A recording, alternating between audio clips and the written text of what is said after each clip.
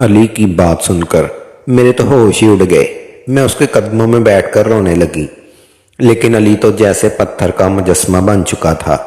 उसने मुझे एक झटके से पीछे धकेल दिया और नफरत भरे लहजे में कहा, कब तक तुम जैसी बांझ औरत के साथ जिंदगी गुजारूंगा? इतनी बड़ी हवेली, इतना पैसा, जमीनें, सब कुछ तो है, लेकिन अगर मेरी औलाद ही ना हुई तो इस सब का क्या फायदा? मेरे भाई इन पर कब्जा कर लेंगे। इसलिए मैं चाहता हूं कि मेरी औलाद हो, लेकिन तुम्हारी बंजर कोख मेरी जिंदगी बर्बाद कर दी। मैं हर हाल में दूसरी शादी करके रहूंगा। ये कहकर अली कमरे से जाने लगा। मैं दौड़कर उसके कदमों में गिर पड़ी और इल्तिजा करने लगी, खुदा के लिए मुझ पर ऐसा जुल्म न करो। तुम्हारे लिए मैंने अपना सब कुछ छोड़ दिया, अपने वालिदैन का घर, अपनी इज्जत, सब कुछ तुम्हारे लिए कुर्बान किया, और आज तुम मुझे छोड़ने की बात कर रहे हो? अली ने नफरत भरी नजर से मेरी तरफ देखा और कहा, काश मुझे पहले ही मालूम होता कि तुम बांझ हो तो कभी तुमसे शादी न करता। मैंने लरजती हुई आवाज में कहा, यह सब मेरी गलती नहीं, ये तो किस्मत के फैसले हैं। मैं अपने रब से उम्मीद रखती हूँ कि वो मुझे औलाद की खुशी दे।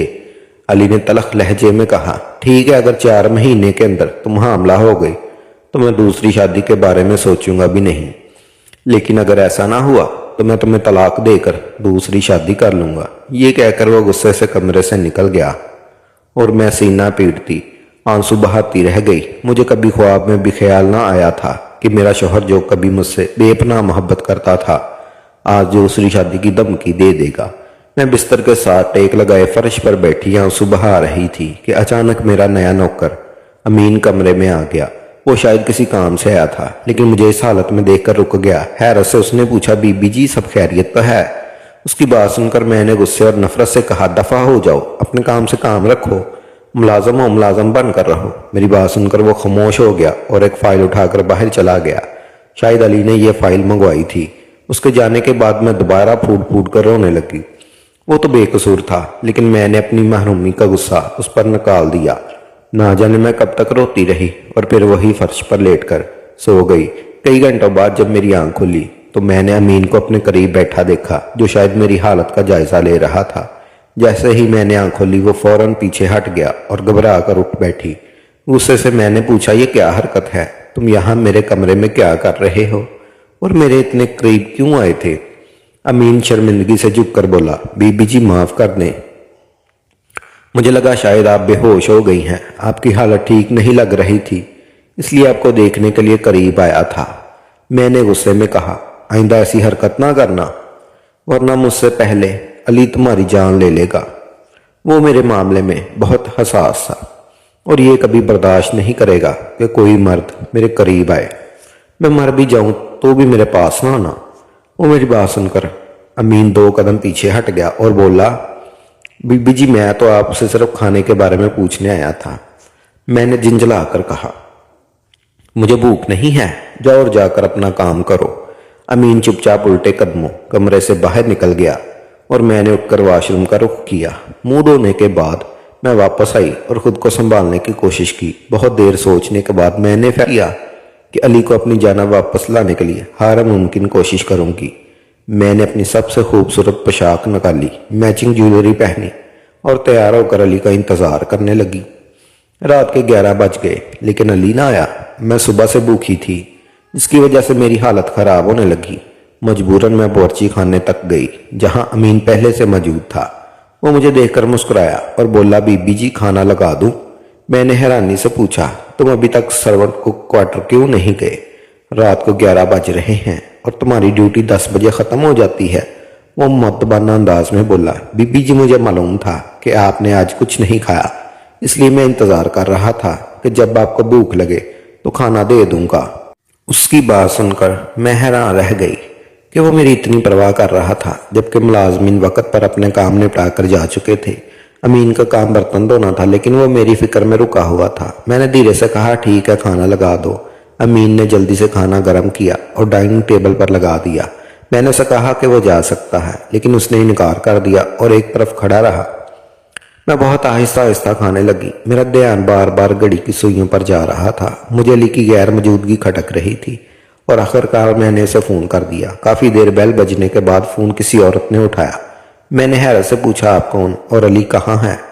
وہ مسکراتے ہوئے بولی سر واش روم میں گئے ہوئے ہیں، میں ان کی سیکرٹری بات کر رہی ہوں۔ میں نے مزید پوچھا علی اب کب تک گھر آئیں گے اور آپ لوگ کہاں ہیں؟ پہلے وہ خاموش رہی، پھر کہنے لگی میں علی صاحب کے کسی دوست کے ہاں ایک محفل میں تھی، وہ مجھے ساتھ لے کر یہاں آ گئے، یہاں سے وہ مجھے گھر چھوڑنے کے بعد آئیں گے، لیکن ابھی تک بہت وقت لگے گا، آپ آرام سے سو جائیں۔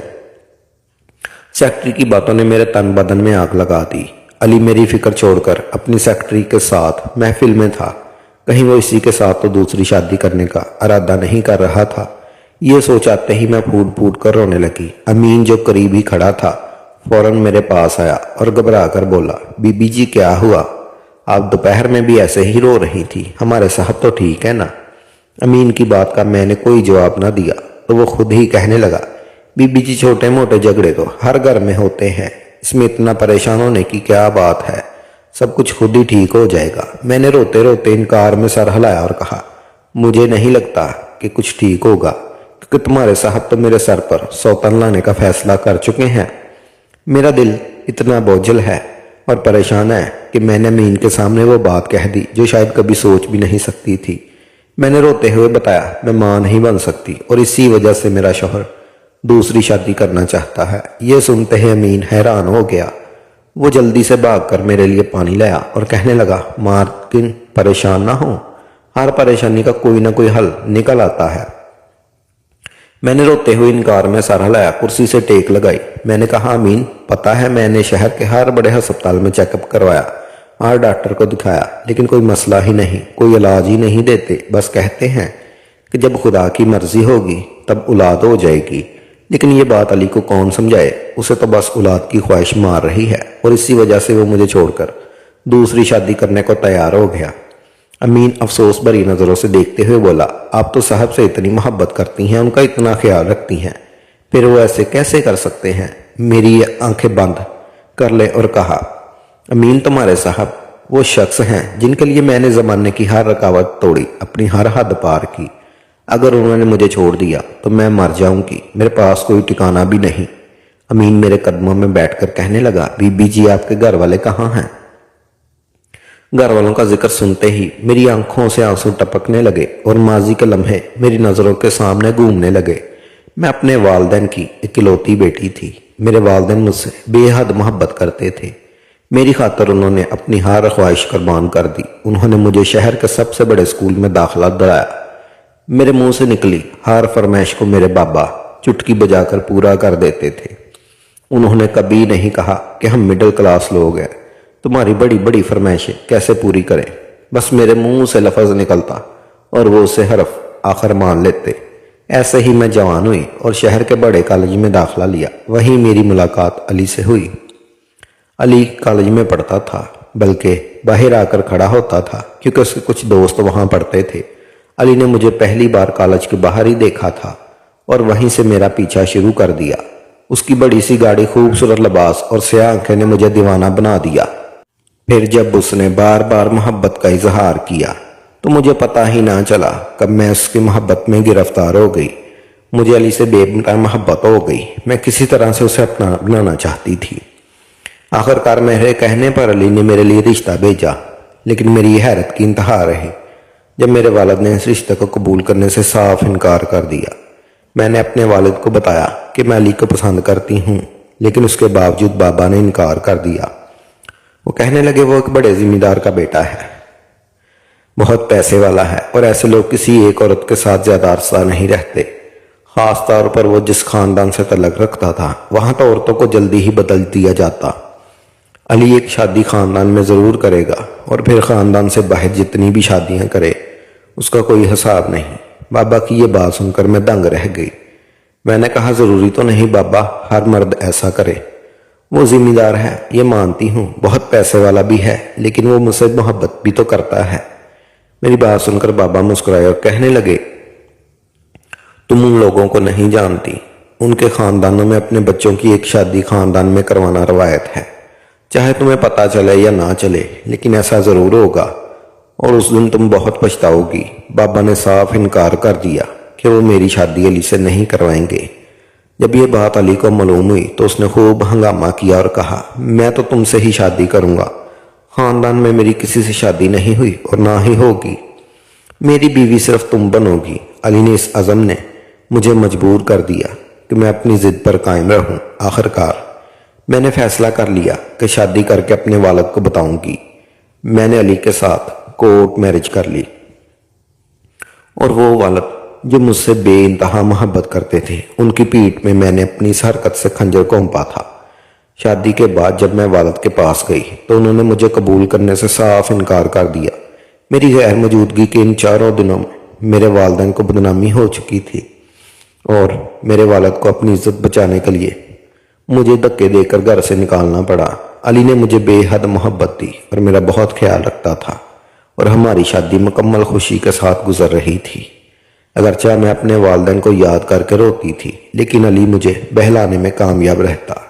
مجھے لگتا تھا میری زندگی ٹھیک ہو گئی ہے، لیکن علی نے اچانک اولاد کا مطالبہ شروع کر دیا۔ پہلے تو اس کی باتیں عام سی لگتی تھی، لیکن جب سال گزر گیا اور اولاد نہ ہوئی تو وہ مجھ پر دوسری شادی کے لیے دباؤ ڈالنے لگا۔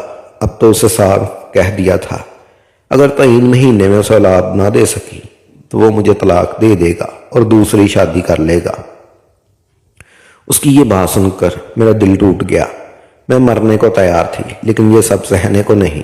امین کے سامنے اپنا دکھ بیان کرتے ہوئے میرے آنسو بہتے جا رہے تھے۔ وہ خاموشی سے سب سن رہا تھا۔ میری بات مکمل ہونے پر آہستگی سے بولا، بی بی جی، اس مسئلے کا حل میرے پاس ہے، اگر آپ چاہیں تو میں آپ کو اولاد دے سکتا ہوں۔ یہ سن کر میں چونک اٹھی۔ میں نے بے اختیار کہا، بتاؤ امین، کیا حل ہے؟ میں کچھ بھی کرنے کو تیار ہوں۔ میں نے ڈاکٹروں سے علاج کروایا، دم درود کروایا، لیکن کہیں سے بھی کوئی خوشی نہ ملی۔ امین کہنے لگا، بی بی جی، یہ آپ مجھ پر چھوڑ دیں، کل تک آپ کا مسئلہ حل ہو جائے گا۔ اس سے پہلے میں کچھ اور سوال کرتی۔ علی کی گاڑی کا ہارن سنائی دیا، وہ واپس آ چکا تھا۔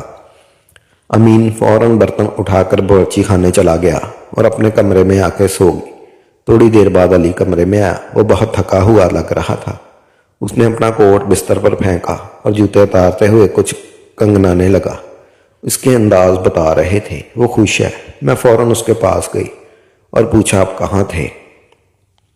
میں نے آپ کو فون کیا تھا، لیکن آپ کی سیکرٹری نے فون اٹھایا۔ علی نے مجھے گور کر دیکھا اور غصے سے کہا، میری جاسوسی بند کرو، اگر کچھ کرنا چاہتی ہو تو مجھے اولاد کی خوشی دو۔ یہ کہہ کر اس نے اپنا جوتا ہوا میں اچھالا اور دور جا گرایا اور خود واش روم میں چلا گیا۔ اس کے یہ الفاظ میرے دل پر ایک گونسا بن کر لگے۔ اب میرے ہر سوال کا جواب علی کی طرف سے ایک ہی ہوتا تھا، مجھے اولاد چاہیے۔ اگلے دن ہی علی صبح دیر تک سوتا رہا۔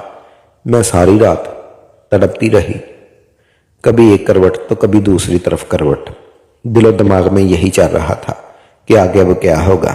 کیا علی اپنی سیکرٹری سے شادی کر لے گا یا کسی اور کو میرے سر پر سوتن بنا کر لے آئے گا؟ اور اگر ساتھ ہی وہ مجھے طلاق دے دیتا تو میں کہاں جاتی؟ مجھے ایک پل کا چین بھی نہیں آ رہا تھا۔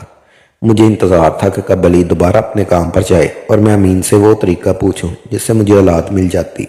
پھر دوپہر 2 بجے کے قریب علی نے گھر چھوڑ دیا اور وہ دفتر کے لیے نکل گیا تو میں فوراً امین کے پاس پہنچی اور کہا، مجھے وہ طریقہ بتاؤ جس سے میں ماں بن سکتی ہوں۔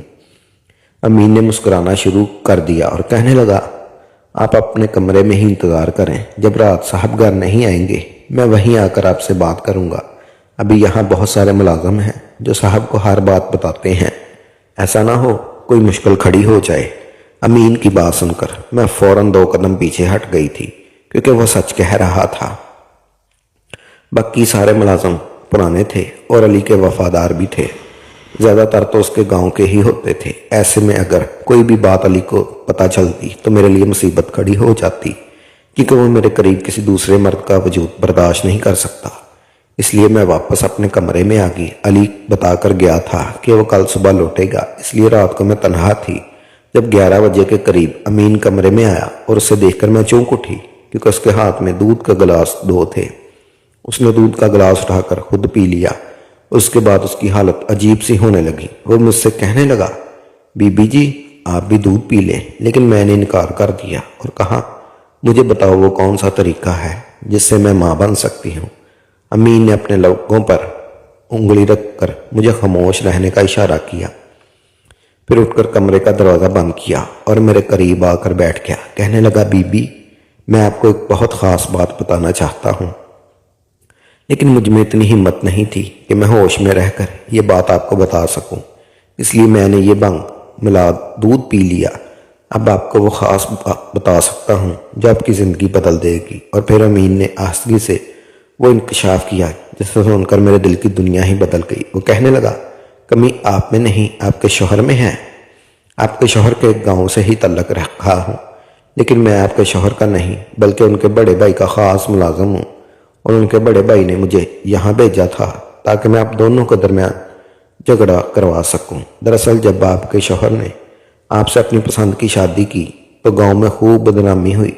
پھر آپ کے شوہر نے گاؤں میں بھی کسی اور لڑکی سے یعنی خاندان کی کسی لڑکی سے شادی کرنے سے انکار کر دیا تھا، جس کی وجہ سے آپ کے شوہر یعنی علی کے بڑے بھائیوں نے ان سے اپنا تعلق ختم کر لیا۔ لیکن اندر ہی اندر وہ چاہتے تھے کہ علی دوبارہ ان کے ساتھ جڑ جائے، کیونکہ ذمہ داری کا معاملہ تھا، زمینیں سارے بھائیوں کی سانجھی تھی، اس لیے وہ آپس میں کوئی لڑائی جھگڑا نہیں چاہتے تھے۔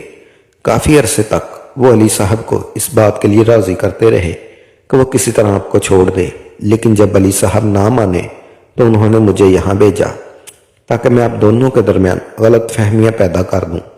میں جوان تھا، خوبصورت تھا، اس لیے میرے مالک نے کہا تھا، اگر تم جا کر علی کی بیوی کو قابو میں کر لو تو وہ خود ہی اپنی بیوی کو طلاق دے دے گا، کیونکہ وہ ایک غیرت مند مرد ہے۔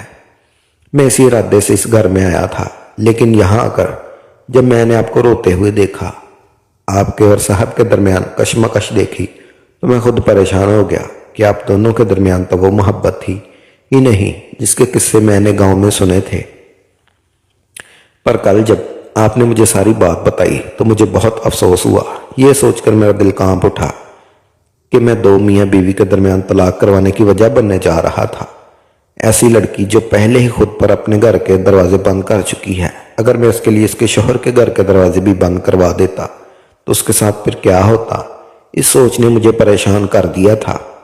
اور میں نے بھی جب آپ سے کہا کہ میں آپ کے اولاد کی خوشی دے سکتا ہوں، دراصل آپ کو اولاد نہ ہونے کی وجہ وہ دوا ہے جو میں پچھلے کچھ عرصے سے علی صاحب کو دے رہا ہوں۔ ہو سکے تو مجھے معاف کر دے، مجھے ایسا کرنے کے لیے میرے مالک نے مجبور کیا تھا۔ پھر اس نے بتایا کہ وہ علی کو دودھ میں کوئی دوا ملا کر دے رہا تھا، جس کی وجہ سے وہ فی الحال باپ نہیں بن پا رہا تھا۔ وہ معافی مانگتے ہوئے کہنے لگا، اب میں صاحب کو وہ دوا نہیں دوں گا، میرے دل پر ایک بوجھ تھا، اس لیے میں نے اپنا یہ گناہ آپ کے سامنے قبول کر لیا۔ آپ چاہیں تو مجھے معاف کر دیں، چاہے تو سزا دے دیں، لیکن یاد رکھیں کہ علی صاحب کے گھر والے ایک نہ ایک دن آپ دونوں کو جدا کرنے کے لیے کسی بھی حد تک چلے جائیں گے۔ امین کی بات سن کر میں نے اس سے کہا، اگر یہ سچ ہے تو تم اپنے مالک کے سامنے اس بات کو قبول کر لو، ابھی اس کو سارا سچ بتا دو تاکہ میری زندگی ہمیشہ کے لیے ٹھیک ہو جائے۔ میری بات سن کر امین راضی ہو گیا۔ پھر جب علی اگلی صبح واپس آیا تو امین نے اپنے ہر سچ اس کے سامنے انکشاف کر لیا، جسے سن کر علی بالکل حیران رہ گیا۔ پھر اس نے اپنے رویے کی مجھ سے بھی معافی مانگی اور اپنے بھائیوں سے خوب جھگڑا بھی کیا۔ امین کو علی نے اپنے پاس ہی نوکری پر رکھ لیا تھا، کیونکہ اب علی کے بڑے بھائی گریزہ کو دوبارہ اپنے پاس رکھنے والے نہیں تھے۔ میرا اور میرے شوہر کا تعلق بہتر ہو گیا تھا اور 2 مہینے بعد ہی مجھے ماں بننے کی خوشخبری بھی مل گئی تھی۔ شاید میری تقدیر میں اسی وقت ماں بننا لکھا تھا، کیونکہ امین تو کچھ عرصہ پہلے ہی ہماری زندگی میں آیا تھا، لیکن رات کی کمی تو ہم 1 سال سے برداشت کر رہے تھے۔ شاید علی کے گھر والوں کا سچ اس طرح کھلنا تھا۔ اولاد ہونے کے بعد میں ایک بار پھر اپنے ماں باپ کے گھر گئی تھی۔ اس بار میرے ماں باپ نے مجھے قبول کر لیا تھا اور وہ بھی مجھے بہت یاد کرتے تھے۔ مجھے اپنی غلطیوں کا احساس ہو چکا تھا اور میں نے ان سے بہت معافیاں مانگی تھی۔ آج میری زندگی میں سب کچھ ٹھیک ہو گیا، لیکن اس کے پیچھے کہیں نہ کہیں امین کا ہاتھ ہے۔ اگر وہ نہ ہوتا تو شاید میری زندگی کا یہ رنگ میں نہ دیکھ پاتی جو میں نے دیکھا تھا۔ شاید مجھے اپنے ماں باپ کی قدر نہ ہوتی اور شاید علی کو بھی احساس نہ ہوتا کہ انہوں نے میرے ساتھ کتنا برا رویہ اپنایا تھا۔ مگر آج سب کچھ ٹھیک ہو گیا تو میں نے بھی اپنے دل کو یہ سمجھاتے ہوئے کہ غلطی تو ہر انسان سے ہو جاتی ہے، اس لیے میں نے علی اور امین دونوں کو صدقے دل سے معاف کر دیا ہے۔